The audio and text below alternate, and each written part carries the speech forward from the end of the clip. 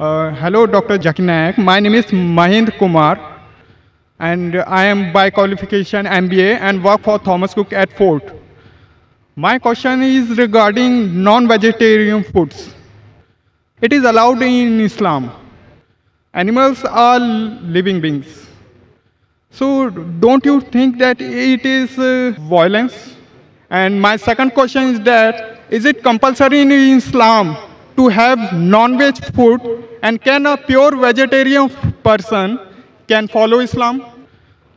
Brother Mahesh Kumar has asked a very good question. He said that in Islam you all have non-veg food, you all kill animals. Why does Islam give permission to kill living creatures? And can a Muslim be a pure vegetarian? Brother, before I answer the question, I'd like to tell you, a Muslim can be a very good Muslim even by being a pure vegetarian. It is not compulsory in Islam that you should have non-veg food. It's not compulsory. But since Allah says in the Quran and gives permission for a person to have non-veg food, in Surah Ma'idah chapter number 5 verse number 1, it says that eat of the four-footed animals which have been made lawful for you. It's mentioned in Surah Nahl chapter 16 verse number 5 that you can eat the meat of the cattle. It's mentioned in Surah Mu'minun chapter 23 verse number 21 that in the cattle we give you a drink which is good for the humankind, and of the meat you can eat. So when Almighty God gives you permission to eat the meat of the lawful animals, then why should we not have? Now coming to the logical reason why Islam permits you to have non-veg food. If we analyze non-veg food, it's rich in protein. The human body, it requires 23 amino acids, out of which 8 are not made in the human body. It should be given by external diet, which are known as essential amino acids. Now these all 8 essential amino acids are present in no kind of vegetable food together. It's only present in flesh food. So the non-veg flesh food is more nutritious as compared to vegetables. Furthermore, if we analyze, if you see the set of teeth of the herbivorous animals, the cow, the goat, the sheep, they have got flat set of teeth. They only have vegetables, they don't have flesh food. If we analyze the set of teeth of the carnivorous animals, the tiger, the leopard, the lion, they have got pointed set of teeth. They have canine set of teeth. They only have flesh, they don't touch vegetables. If you analyze the set of teeth of the human beings, if you go in the mirror and see, we human beings, we have got flat teeth as well as pointed teeth. If Almighty God wanted us to have only vegetables, why did He give us this canine teeth? Why did He give us this pointed teeth? For what? But naturally to have non-veg food, to have the flesh food. Furthermore, if we analyze the digestive system of the human being, if you compare it to the herbivorous animals, cow, goat, sheep, they can only digest vegetables. The digestive system of the carnivorous animals, tiger, leopard, lion, they can only digest flesh food, they cannot digest vegetables. The digestive system of the human beings can digest both. It has small intestine, big intestine. It can digest vegetables as well as flesh food. It can digest both. So if Almighty God wanted us to have only vegetables, why did He give us the digestive system which can digest both? As far as you analyze, many of the Hindus think that Hinduism prohibits the eating of flesh food.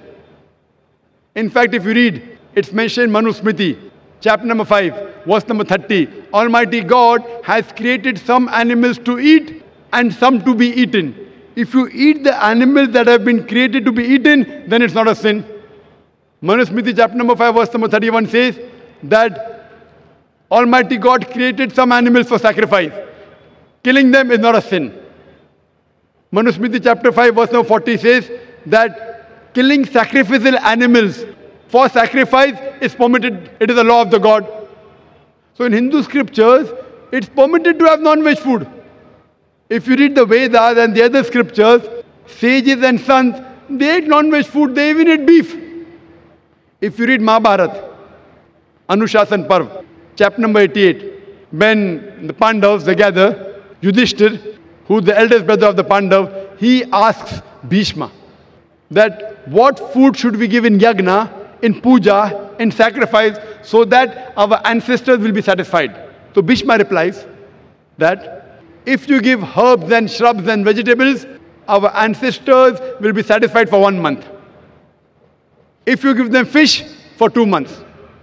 If you give them meat, for 3 months. If you give them hair, for 4 months.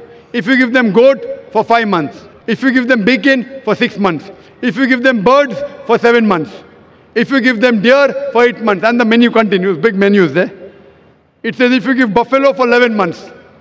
If you give the flesh of cow, our ancestors will be satisfied for 1 full year. And if you give red meat of goat or meat of rhinoceros, they'll be satisfied inexhaustibly. So according to Hindu scriptures, eating non-veg is not a sin. It is because many of the Hindus were being influenced by the ahimsa philosophy of not killing any living creatures. They started accepting it. But even this philosophy of ahimsa, as you said, that killing living creature is a sin. Brother, do you know that even plants have got life? Do you know that, brother? Yes. So if you say killing living creature is a sin, killing a plant is also a sin. So why do you have plants? Agreed. Agreed. Very good. Furthermore, there are some people who say, okay, Brother Zakir, I agree that plants have got life, but the plants can't feel pain. Therefore, killing a plant is a lesser sin as compared to killing an animal. The point to be noted is that today science has advanced and we have come to know even the plants can feel pain. But the cry of the plant cannot be heard by the human being because human beings hear, the frequency that they hear is from 20 cycles per second to 20,000 cycles per second. Anything below and above this range you cannot hear.